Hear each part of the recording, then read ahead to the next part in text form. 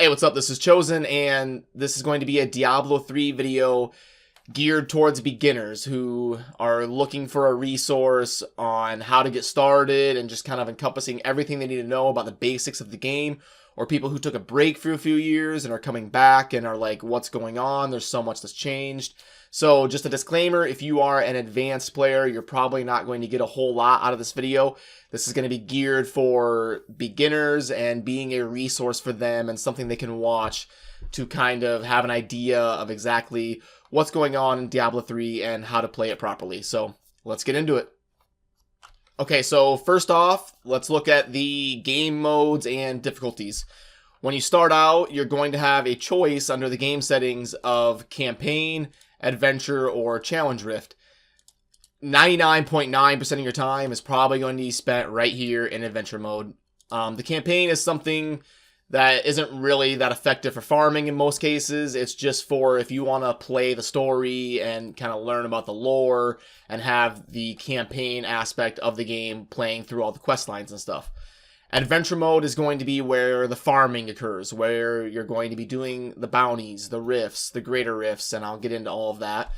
And then the challenge rifts is something where you play someone else's build.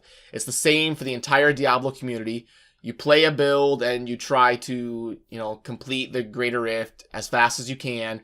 And then your reward is this cachet here that drops a bunch of different materials and stuff for you. So it comes out once a week and you can go ahead and challenge yourself to beat the rift using someone else's playstyle. Then we can get into the difficulties. Anytime you're going to create a game in like adventure mode or anything, you're going to choose your difficulty. It starts out at normal and it goes all the way over to Torment 13 is the toughest difficulty you can play on. You can't unlock anything past Torment 6 until you are the max level, which is level 70. So if you're playing as a level 1 character, you're going to probably want to start out on hard. And the easiest way to get to level 70, the most uncomplicated, simple way, is to just do regular Nephilim rifts, starting at level 1 all the way to level 70. I'll get into, rifts later. But yeah, so you're going to just play on the difficulty that is easy for you to clear all the way to level 70. And then once you get a geared character and you're level 70 and you have sets and everything, you're going to be getting up to Torment 8, Torment 10, and eventually to Torment 13. So now I'm going to talk about adventure mode because that is about 99% of your game time playing the game is going to be spent in adventure mode. It's definitely the main way to play Diablo 3. And you can play a private game or a public game, and you can sort your public game by what you're looking for and the difficulty. I'm just going to be, joining a private game right now because it's just going to be me explaining and doing this video. So you just private game, adventure mode, pick your difficulty, start game. And then once you are in game, you're going to have a choice between regular rifts, bounties, or greater rifts. There's 3 different ways to kind of play the game. And you can access your map by hitting M. And this is going to show you, and you have different levels here. This is kind of the whole world map on the far left here. And then you got your, these are like your waypoints within the act. And then this just shows your mini map. And you can hit M and right click, and it's going to take you to the whole map. I like to spend my time in Act 1's town because it's kind of the one that's most simple and I'm just used to. Now, bounties are objectives within a certain act, and there's 5 of them per act, which means times 5 acts, there's 25 bounties per game. So a bounty is just an objective, like clear the scavenger's den. So I go to this waypoint, I find the scavenger's den, and I clear all the mobs in it. And then it goes all the way to like boss kills. I go to the Halls of Agony 3, and I find the entrance to kill the butcher, and I kill the butcher. When you complete all 5 bounties in an act, you are going to get a cachet from Tyrael. You're going to come down here and click on him. He'll have an exclamation point, and he'll put a cachet in your inventory. When you complete the whole game, you'll have 5 of those in your inventory. And you just right click on them and all the drops go on the ground. They drop bounty materials, blood shards, legendaries, all sorts of stuff like that. The bounty materials go down here in your crafting materials tab, and they're right here. You can see you have bounty, crafting, hellfire. So these are your bounty materials, and you use them. There's certain legendaries that you can craft that use the bounty materials, but the main source that you're going to want to use those for is down here at the cube. It's going to help you extract powers, and there's recipes in here to, you know, re-roll legendaries, and they cost bounty materials. So those bounty materials are going to be very important for extracting powers into the cube and re-rolling legendaries to try to get better rolls. I guess first I should cover how to get the cube. This is very important. This lets you select, you know, 3 different powers. You have your like weapon slot, your armor slot, and your jewelry slot, and you can equip these legendary powers to help your character out. To get the cube, you're going to go to Act 3, Ruins of Sescheron, and then there's going to be a spot called Elder Sanctum. You go in there and you'll find the cube. If you need a more advanced guide on that, you can search on YouTube. There's probably hundreds of them showing you how to get that cube. That's going to be essential to gearing your character, and it's very easy to do. It should only take you a couple minutes. And a really quick side note I wanted to make about bounties is there are certain items that are bounty specific. So sometimes you'll be gambling for an item and you'll be like, I've heard about this Ring of Royal Grandeur. Why can't I get it? It's not dropping from anywhere. It's because the Ring of Royal Grandeur, this item that I have in my cube where I extracted the power, is only findable from a cash reward, and it's in Act 1. So you have to open an Act 1 cache to get this to drop. You won't find it anywhere else. So doing bounties is kind of essential to get the legendaries like that. Other ones that I can think of off the top of my head that are kind of important for builds, illusory boots drop out of Act 2 caches, and they're good for like support builds. And then like gloves of worship are kind of an interesting item to kind of play around with for some builds, and that's also out of an Act 2 cache. There's Pride's Fall, which is an Act 3 cache. Then there is the Avarice Band. Do I have one sitting around here in my stash? Maybe not. I don't know. I can't go through all those. But the Avarice Band is this one right here. And that's out of an Act 3 cache as well, I believe. It's been a while since I've paid attention to where that one drops, but it's like Act 3 or Act 4. But yeah, anyway, so that's the kind of the most common bounty-specific legendaries you're going to want to be finding, and you can't get them anywhere else. I just wanted to kind of cover that and note that really quick. Okay, now to cover rifts. When you go over to this Nephilim obelisk in town, you're going to have a choice between Nephilim and Greater, and these are your 2 different kinds of rifts.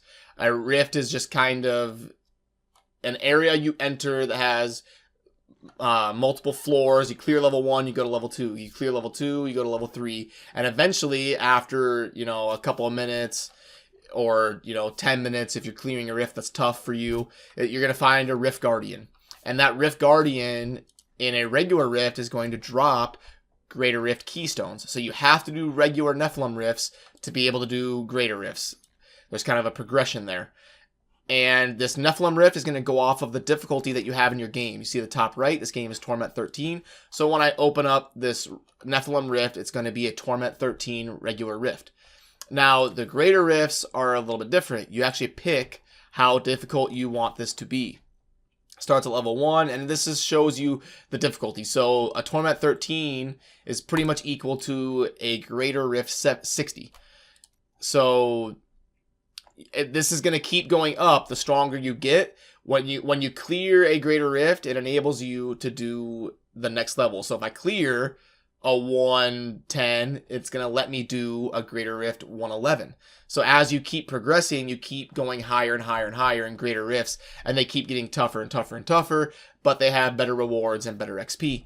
The general way to think about these 3 different game modes in Adventure Mode, as far as bounties, regular rifts, and Greater Rifts, bounties are kind of for getting those bounty-specific legendaries, like the Ring of Royal Grandeur, and also finding these bounty materials that can be used to re-roll your items in the cube and extract legendary powers and stuff like that. The regular rifts are going to be for just farming materials in general, like right here, all these crafting materials.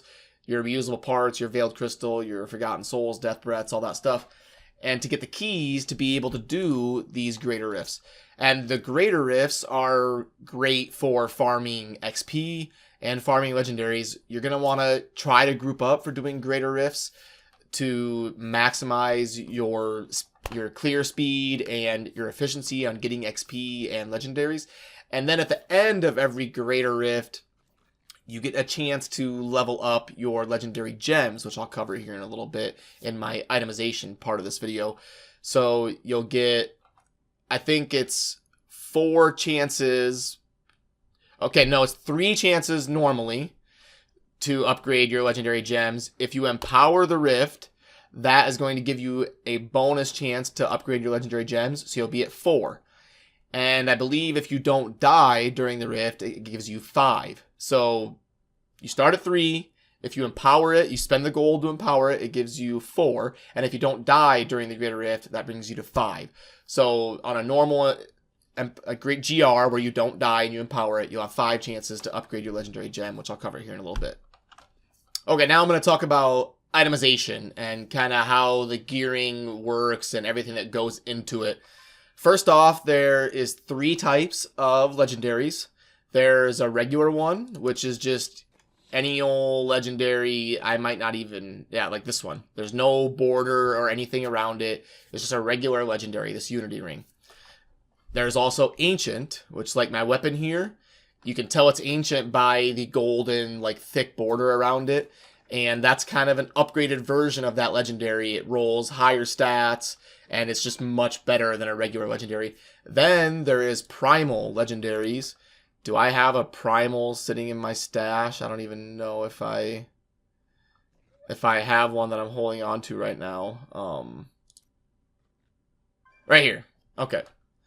So, like, this has, like, the red border, and a Primal is basically an Ancient that is guaranteed to have every one of its rolls be maximum. So, like, you see here, these pants can roll up to 650 intelligence, so they just roll 650. They can roll up to 130 all-res, so they just roll 130. Like, every single roll on that Ancient is going to be maxed out. Now, the way this breaks down is regular legendaries are your normal base drop. Ancient legendaries are 10% of all legendaries. So each legendary has about a 10% chance to be Ancient. And then primals are about a 0.25% chance. So about every 1 in 400 is going to be a primal. I don't know the exact number, but I've seen people who have done like large sample size studies on Reddit and stuff. And it turns out that most of the consensus is it's about 1 in every 400 legendaries you get is going to be a primal. So they are extremely rare and tough to get. And my main character isn't even wearing any primals. Like, the primal legendaries are very tough to get. So usually your goal is to get a character that's decked out in all ancients, like mine is here. Getting primals is going to be very lucky if you get them, and very tough. Because even if you find a primal, there's no guarantee that it's going to be one you want to use. And you're only going to find one about every 400 or 500 drops. So extremely tough to get primals. So that kind of covers the legendaries and the drops and how they work. And then you can, when you're building a character, you can choose between sets or like no sets. And there's actually rings that are specific for having no sets. There's a Legacy of Nightmares set.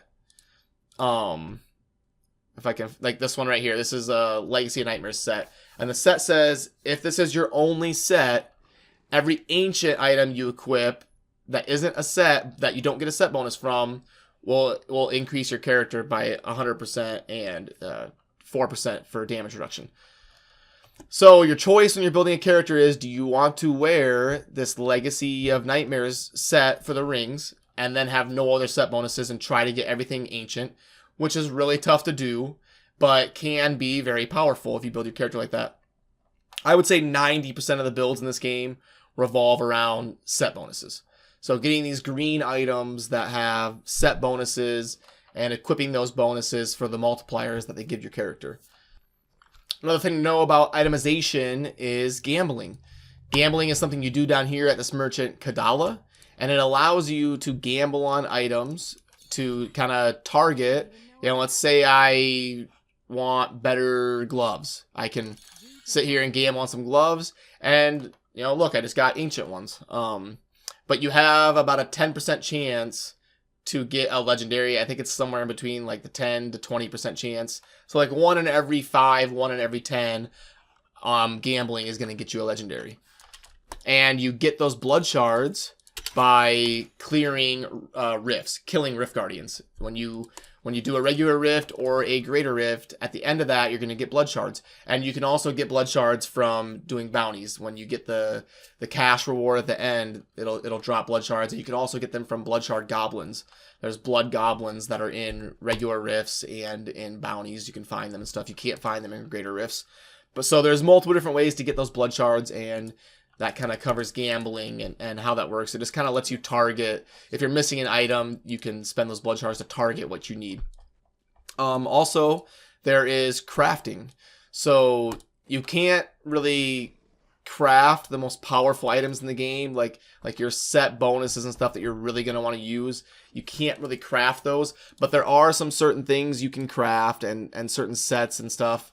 Like you can craft the Sage set, which helps you on farming death breaths and stuff, like this set right here, Sage set. So there's certain things you can craft from the blacksmith, but most of your powerful items are going to have to be found in the game. But you can also use the Herodic Cube to craft. There's all sorts of different recipes in here. You know, the popular ones are upgrade rare items. So let's say you need a better weapon. You don't have an ancient one yet. Let's say you need a rare, or you need a legendary, you need an ancient bow. You can come down here and craft these rare bows. And then you go down here to your cube and go over to the recipe that says upgrade rare item, fill it up, transmute, and then I got a legendary. And you can do that over and over and over until you get the one that you want. And I actually did get an ancient first try, but that one's not very good. So that's really lucky to get an ancient first try. But yeah, so you can do crafting at the blacksmith or at the Kanai's cube that you got, where I explained earlier in Act 3, Ruins of Secheron, Elder Sanctum. You get that. So that kind of covers the crafting aspect of it. Also, as far as crafting is concerned, you can come up here to the jeweler and you can craft like rare rings and then go upgrade them at the cube. So same concept as at the blacksmith.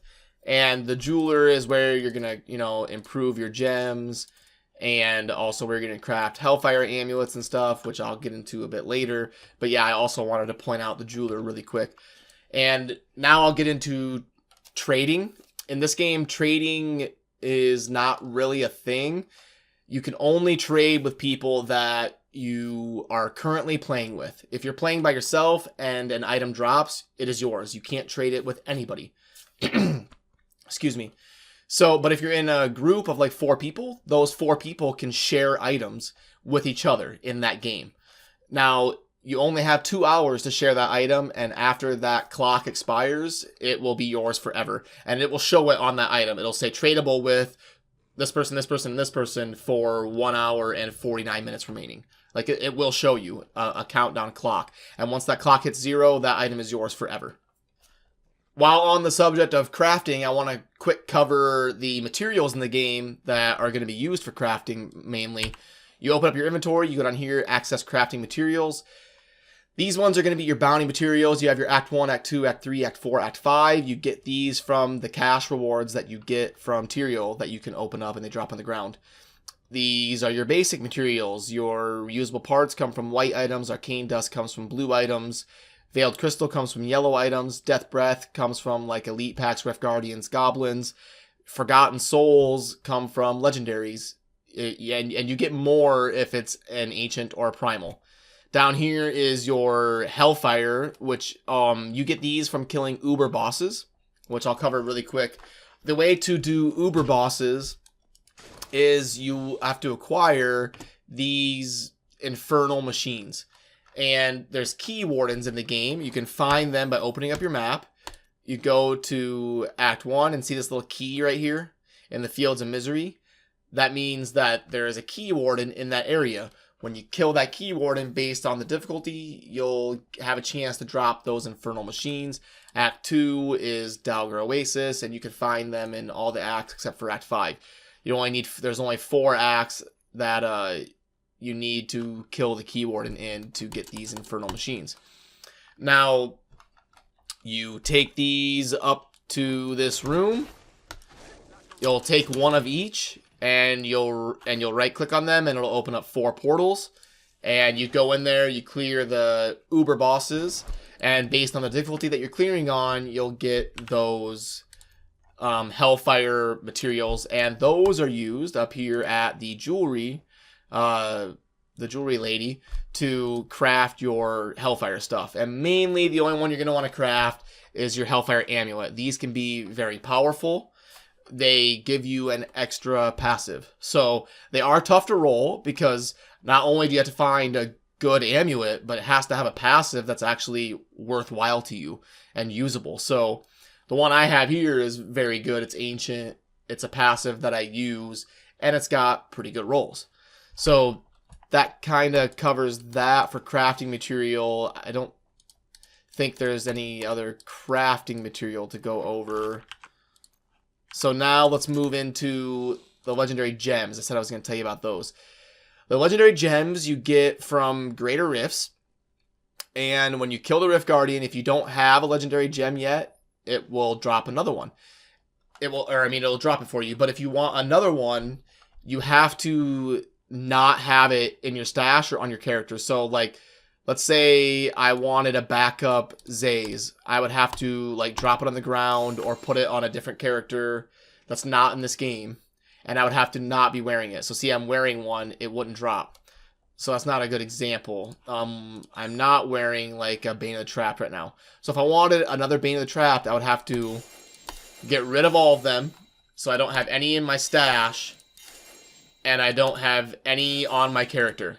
And then if I clear the Greater Rift, it'll drop me another one. So there is a risk of dropping it on the ground, though, because if you disconnect or something, it's gone forever. So what I would suggest doing is, bringing a different character in, putting it on that character, leaving the game with that character, coming back with your other one, and then clearing the Greater Rift to get a backup one, which is kind of a pain in the ass, but that's the way it has to be done currently if you want, like, backup gems.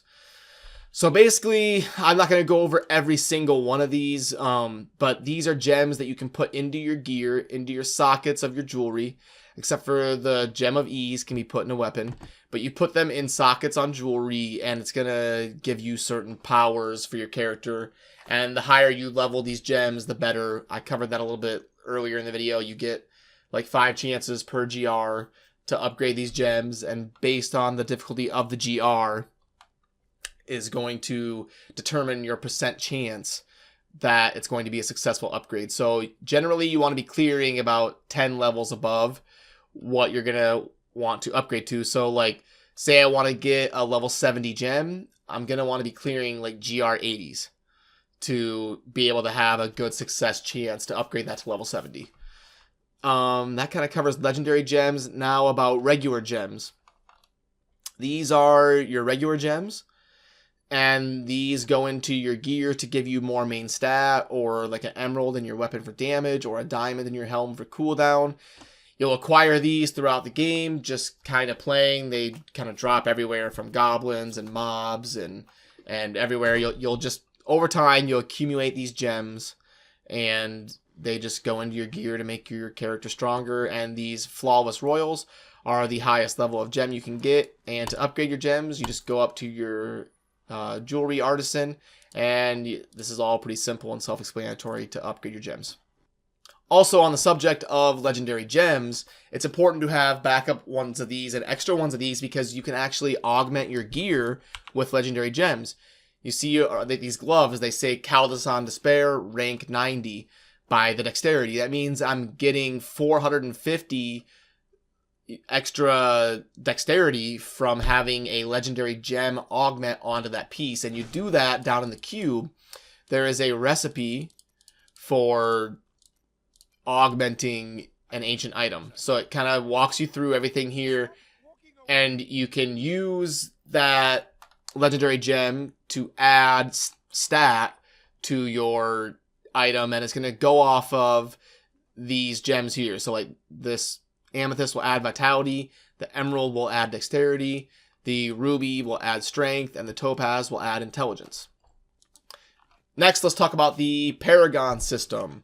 You can access the Paragon system by hitting P, and this is going to bring up your 4 different tabs that you can put stats into.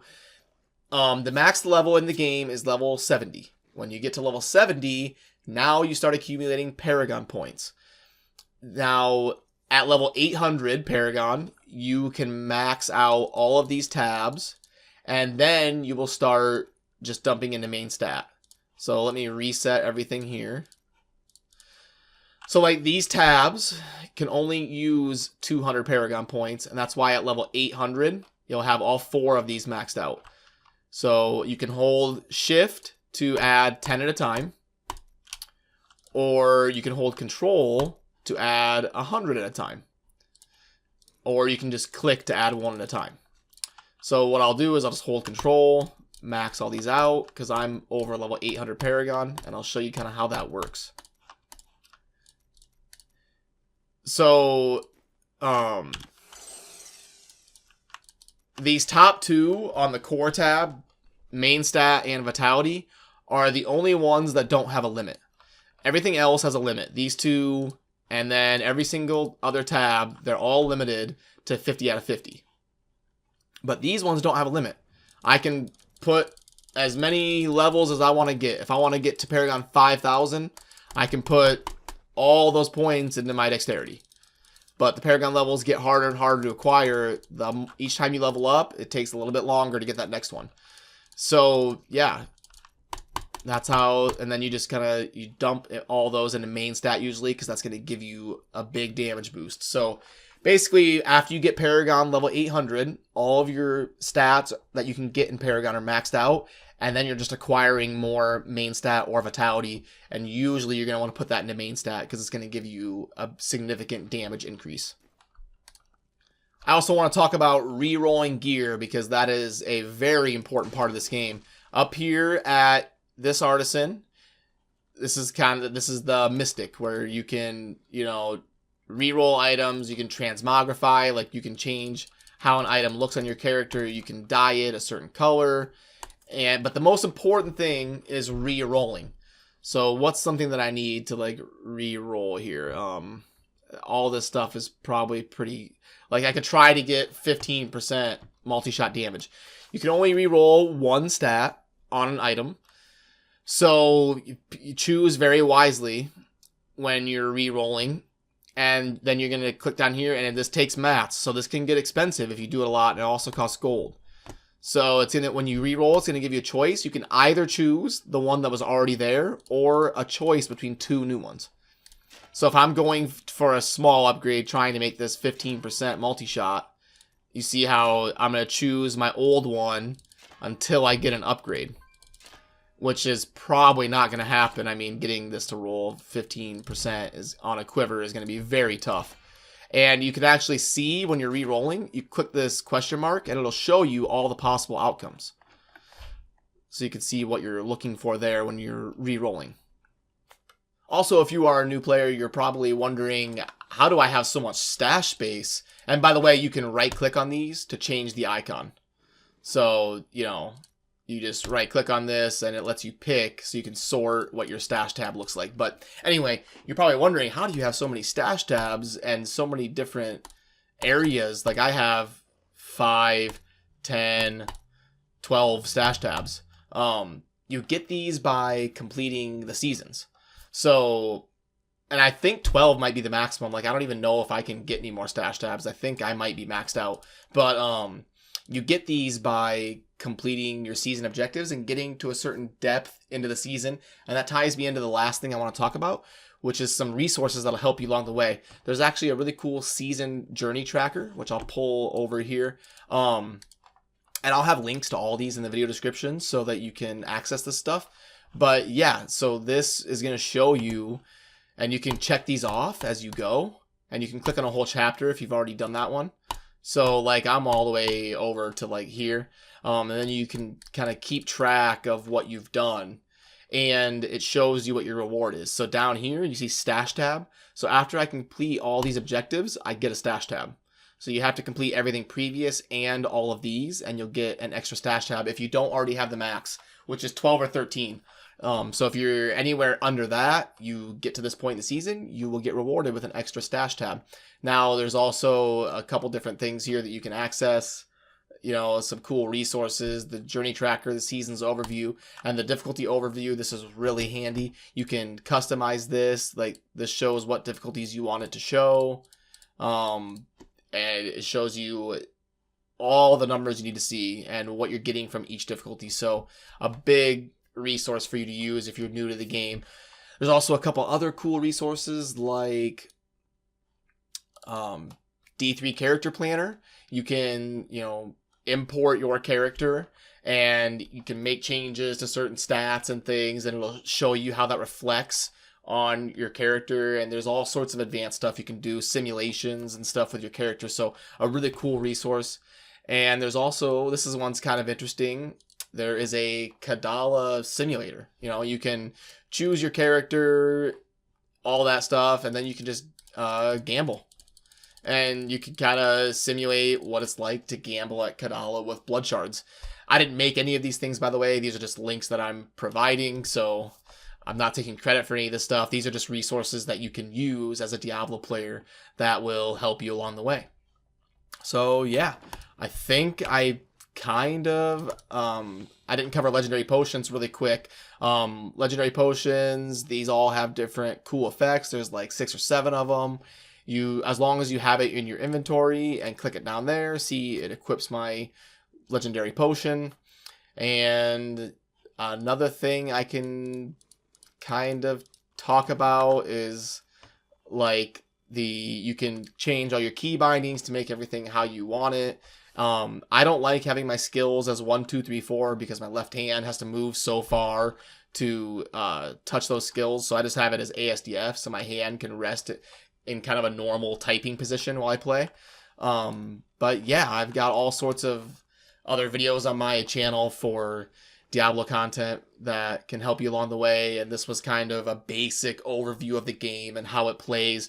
I obviously can't cover every single thing, but if you have any questions, leave a comment. I can usually respond pretty quickly, and I'll leave my Discord in the video information. If you have any questions, you can add me on there and talk to me. So yeah, I hope this helped you out if you're a new player, and if you have any questions, feel free to let me know. Have a good day. Peace.